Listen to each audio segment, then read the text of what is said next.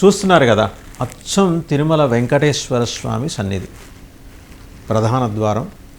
అలాగే లోపలికి వచ్చిన తర్వాత జయ విజయవలి కావలి దగ్గర, ఆ లోపలికి వచ్చిన తర్వాత మరి ఆయన నిత్య కైంకర్యానికి ఉపయోగించే సేవలకు సంబంధించిన ప్లాట్ఫామ్స్, ఇంకా అలాగే చూస్తే అచ్చం వెంకటేశ్వర స్వామి గర్భాలయం నమూనా అనమాట.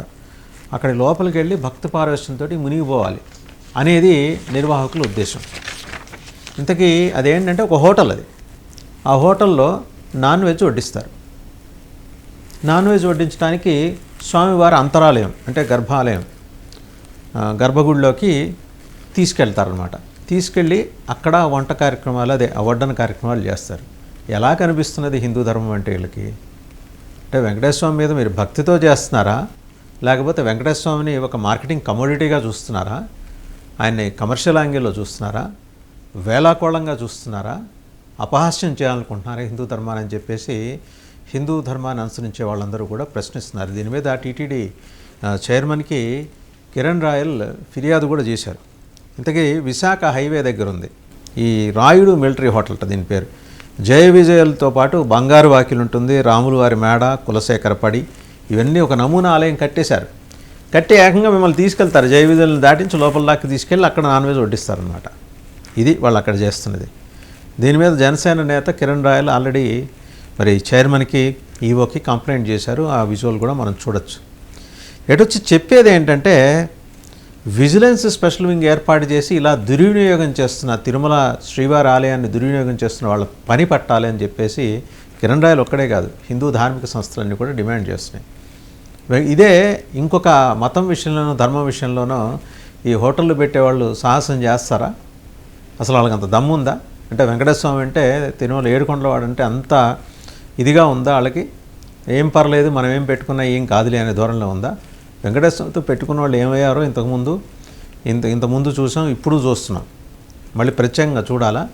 అంటే మీకు ₹4 చేసుకోవడానికి వెంకటేశ్వర స్వామిని తీసుకొచ్చి ఆయన అంతరాలయం, ఇప్పుడు ఆయన బోర్డు, ఆయన పేరు పెట్టుకున్నారంటే ఒకటి. ఏకంగా నమూనా ఆలయం కట్టేసి ఆ లోపలే వడ్డించడం. 7 ద్వారాలు దాటుకుంటే వైకుంఠం. తిరుమల వెంకన్న అంటే సాక్షాత్తు వైకుంఠవాసి శ్రీ మహావిష్ణువు అక్కడ ఉంటాడు వెంకటేశ్వర రూపంలో. అది మీకు ఎగతాళి అయిపోయింది. జయ విజయలు, బంగారు వాకిలి, రాములు వారి మేడ, కులశేఖర పడి, ఇవన్నీ యాజ్ ఇట్ ఈజ్ అంతరాలయంలో. మనం ఈ మధ్య చూసాం ఒక గేమింగ్ యాప్, ఆ చైనా వాడు తయారు చేసిన గేమింగ్ యాప్ అది. దాంట్లో ఏంటంటే తిరుపతి నుంచి టూర్ మొదలవుతుంది.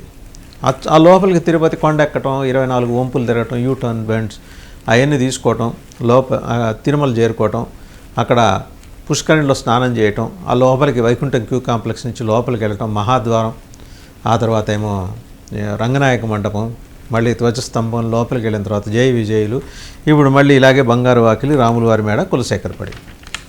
ఎక్కడికి పోతుంది అసలు? ఎందుకు దీని మీద నియంత్రణ లేకపోతుంది?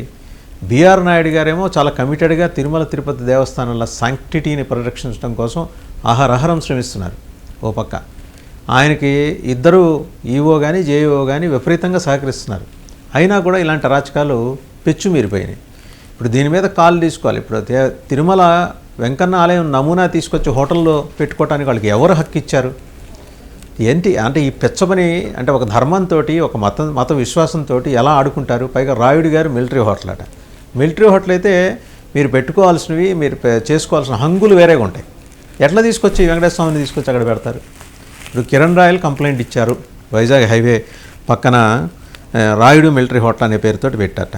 శ్రీవారి గర్భాలయాన్ని, అంతరాలయాన్ని చూపించేసే సాహసానికి వాళ్ళు ఒడిగెట్టారంటే ఇంతకీ ఎవరు పర్మిషన్ ఇచ్చారో ఆ రాయుడు గారి హోటల్, మిలిటరీ హోటల్కి తిరుమల స్వామివారి ఆలయాన్ని, అంతరాలయాన్ని ఉపయోగించుకోవడానికి? తమాషాగా ఉందా? ఏడుకొండల వాడంటే హిందూ ధర్మం అంటే తమాషాగా ఉందా? లేకపోతే హిందూ ధర్మాన్ని కించపరిస్తే ఎవడు మనల్ని ఏం చేయలేళ్లే, ఈ తమాషా మనం కంటిన్యూ చేయొచ్చు అనుకుంటున్నారో? వెంకన్నతో పెట్టుకున్న వాళ్ళు ఏమయ్యారో ఇంతకుముందు, ఇప్పుడు ఏమవుతున్నారో మనం చూస్తూనే ఉన్నాం. మళ్ళీ కొత్తగా మీరు ఏదో అవ్వాలని చెప్పేసి ఆయన అపహాస్యం పాలు చేసే విధంగా తిరుమల వెంకన్నని కలియుగ ప్రత్యక్ష దైవం, అఖిలాండ కోటి బ్రహ్మాండ నాయకుడని హిందూ భక్త కోటి ఆరాధించే ఆ దేవదేవుడిని అంతరాలయాన్ని తీసుకొచ్చి మీ హోటల్ ప్రచారానికి వాడుకుంటారా? పైగా ఆ లోపలికి వెళ్ళి అక్కడ నాన్ వెజ్ వడ్డిస్తారా? నాన్ వెజ్ కోసం మీరు వేరే ఏర్పాట్లు చేసుకోవచ్చు, వేరే తరహా అలంకారాలు చేసుకోవచ్చు, డిజైన్స్ చేసుకోవచ్చు. ప్రత్యేకించి దానికోసం ఇంటీరియర్ డిజైనర్స్ ఉంటారు. వెంకటేశ్వర స్వామిని తీసుకొచ్చి మీరు అక్కడ పెడుతున్నారు అంటే ఆయన ఒక మార్కెటింగ్ వస్తువుగా చేసే ప్రయత్నం చేస్తున్నారు. ఏంటి మీరు చెప్పాలనుకుంటున్నది? దీని మీద మొత్తం హిందూ సమాజం తిరగబడక ముందే మీరు దాన్ని అర్జెంటుగా మూసేయకపోతే ప్రమాదం ఏర్పడుతుందని చెప్పేసి కిరణ్ రాయలు ఒక్కడే కాదు, మామూలుగా వెంకన్న భక్త కోటి మిమ్మల్ని హెచ్చరిస్తోంది. ఇప్పటికైనా మేల్కొంటే మంచిది.